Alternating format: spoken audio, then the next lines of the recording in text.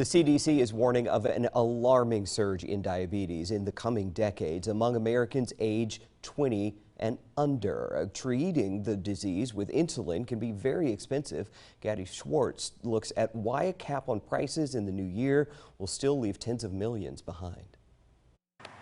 If you caught sight of brothers Owen and Thomas Gibson playing ball, chances are you'd never guess their pockets are constantly stocked with medical supplies. But as some of the 1 in 10 Americans with diabetes, just opening their family refrigerator is a constant reminder that life and insulin comes at a frustrating price. It's not like this is new, right? No, it's never changed. The patent was sold for $1 1 century ago, and since then, nothing's really changed. It hasn't gotten better, it's just getting more expensive. As inflation rises, insulin prices in the U.S. remain by far the highest in the world. We are definitely seeing people living with diabetes ration their insulin more than they've ever been. And how dangerous is that? It's incredibly dangerous. I mean, you are dealing with people's lives.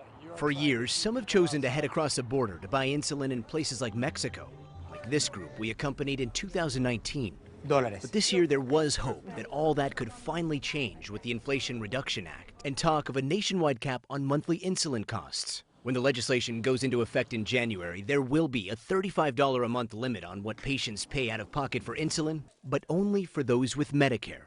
The Gibson brothers are among an estimated more than 21 million being left behind. When you heard about the Inflation Reduction Act, and then you found out that that relief seems to have an age to it, what went through your mind? I'm so angry.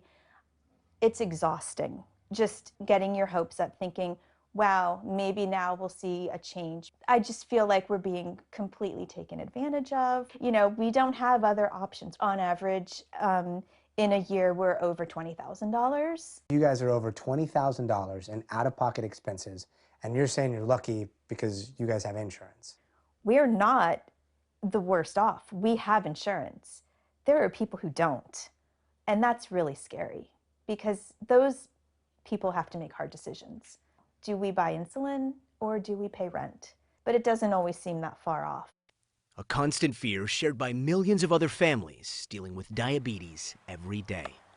Gadi Schwartz, NBC News, San Diego.